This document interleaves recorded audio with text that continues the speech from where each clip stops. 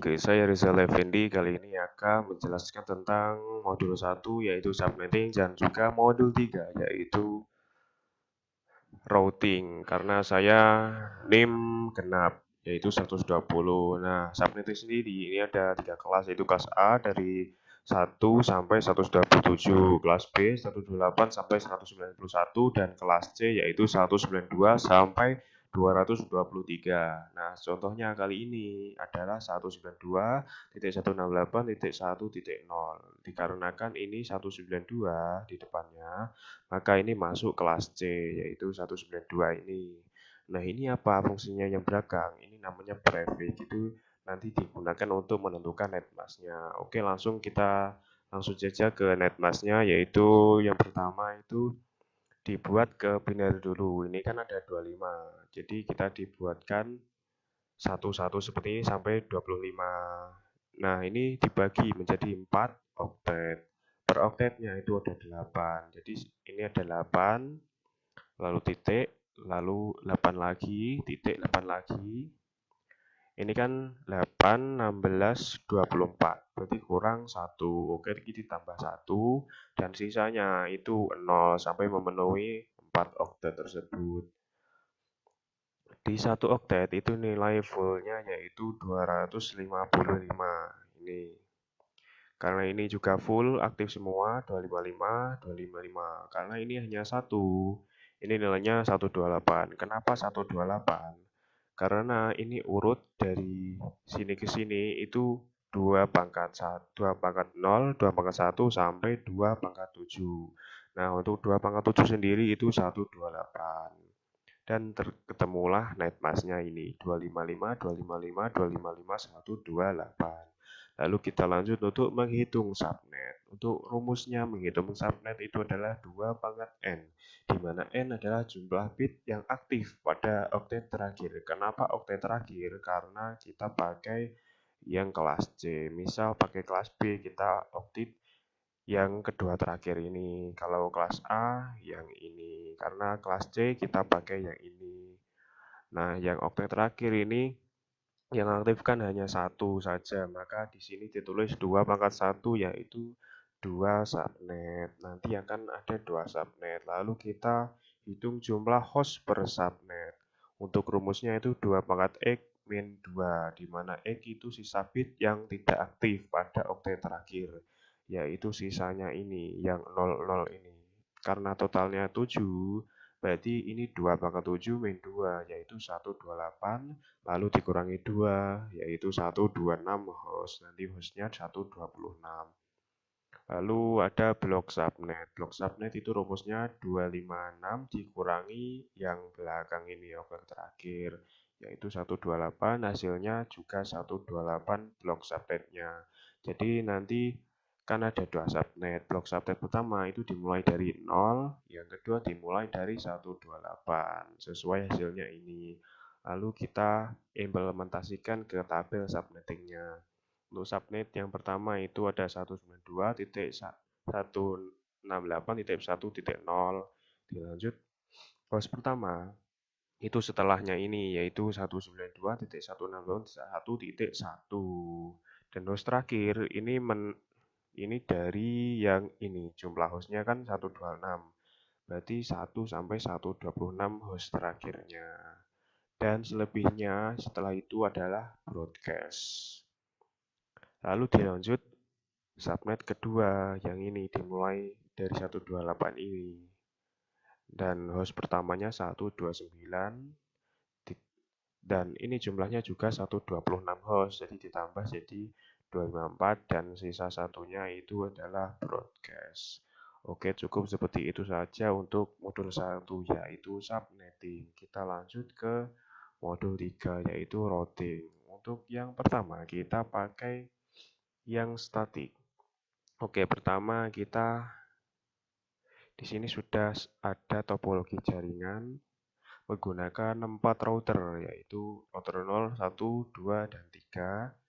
Dan ini tiap router ada 4 klien. Ini 1, 2, 3, 4, 1, 2, 3, 4, dan seterusnya. Oke. Untuk router 1, ini networknya adalah 192.168.1.1 dan sudah saya tampilkan di sini. Dan di semua PC-nya, ini PC 0-nya ini ada 1.2 belakangnya dan ada 1.3, 1.4 dan 1.120. Ini adalah NIM saya sendiri, saya cantumkan di sini.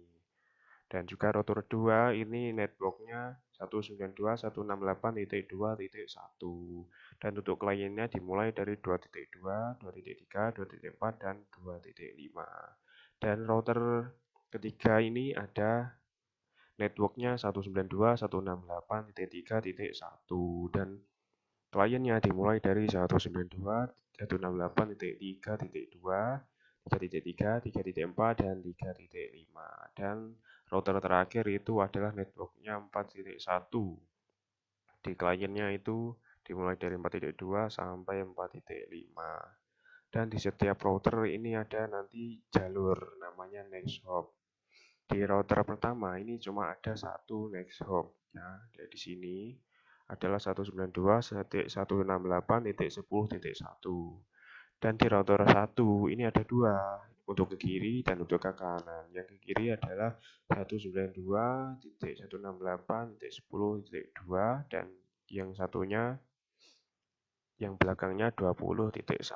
Begitupun di router 2 ini juga ada dua jalur, yaitu 192.168.20.2 dan 30.1. Untuk yang terakhir ada satu saja, yaitu 192.168.30.2. Oke, kita mulai saja. Untuk routing statiknya, kita klik router ini, lalu kita pergi ke statik.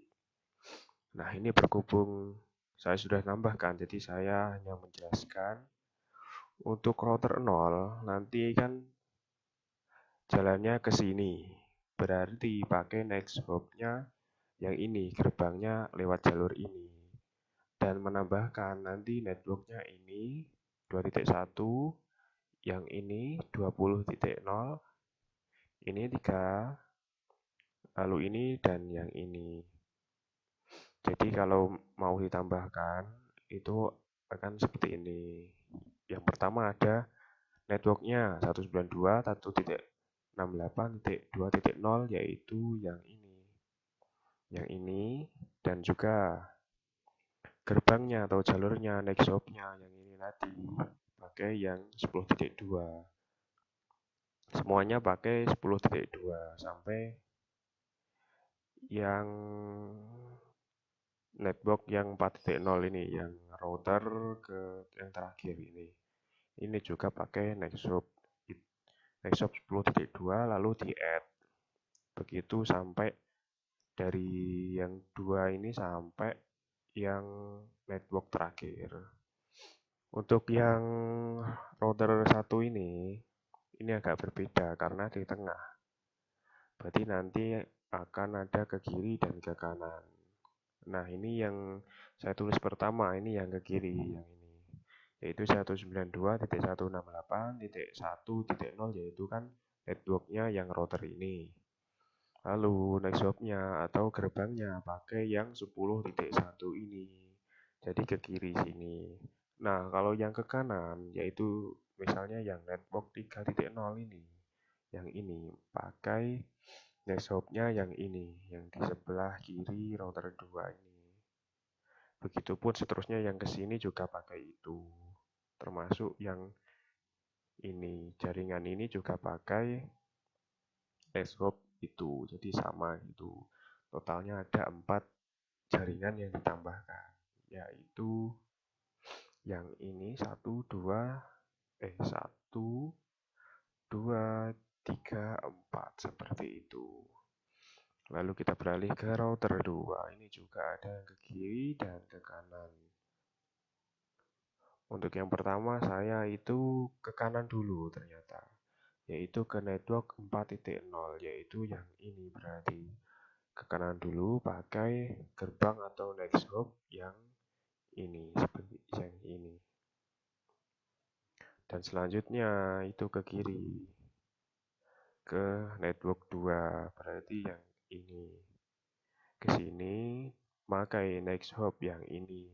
Begitupun juga untuk yang bawah ini 10 ini pakai next hop ini, dan juga jaringan ini pakai next hop seperti ini. Oke, lanjut ke router terakhir. Router 3 ini berarti ke kiri semua, berarti nanti pakai satu next hop atau gerbang, yaitu 30.1 dan menambahkan jaringan 3.0, 20, 2, 10, dan juga 1. Yaitu 3 ini, 20, jaringan ini 2, ini 10, dan ini 1. Menambahkan 5 jaringan itu. Oke, mungkin kita tes saja menggunakan PDU ini. Pertama mungkin dari router ke router. Router 2 ke router 3. Ternyata successful, berarti sudah benar. Lalu kita coba PC ke PC.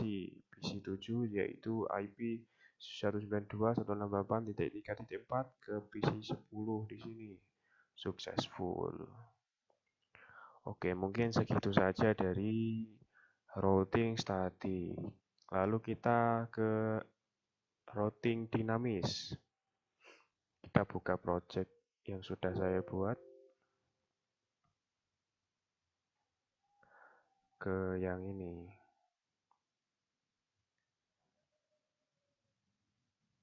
Nah, ini sebetulnya hampir sama, cuma beda di bagian routingnya tadi.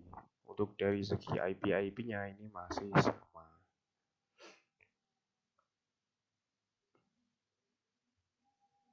Oke, kita lanjut ke routing dinamis. Hampir sama, bedanya cuma di routingnya. Karena ini saya sudah nambahin networknya router, jadi kita langsung saja ke RIP ini. Nah, untuk RIP ini hanya menambahkan networknya router dan juga gerbang-gerbangnya ini, next hop-nya ini. Jadi karena di sini hanya ada satu gerbang, maka kita tambahkan ini sebagai network dari routernya dan juga ini sebagai gerbangnya itu. Buat dilalui nanti kita add begitu, nanti akan muncul di sini. Nah, untuk di router 1, karena di sini ada 2 jalur, maka kita tambahkan 2. Yaitu ini yang pertama ini adalah untuk jaringannya router ini, network router. Yang kedua ini yang ini, jaringan yang ini, jalur yang ini, dan yang terakhir itu jaringan yang ini, lalu ditambahkan seperti itu. Maka akan tampil di sini. Begitupun juga di router 2 ini ada dua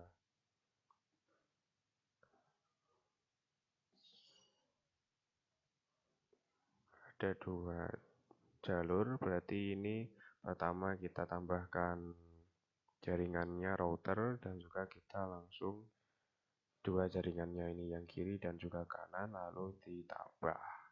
Dan untuk yang router terakhir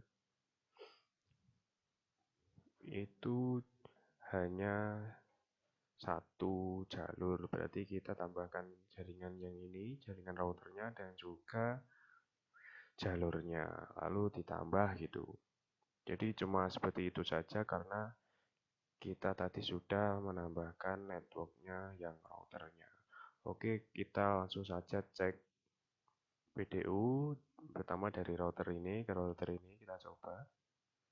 Ternyata sukses, pecah berhasil. Lalu kita ke PC PC sini dan ke PC sini. Ternyata sukses. Oke, seperti itu saja penjelasan dari saya. Mohon maaf kalau banyak salah kata. Wassalamualaikum warahmatullahi wabarakatuh.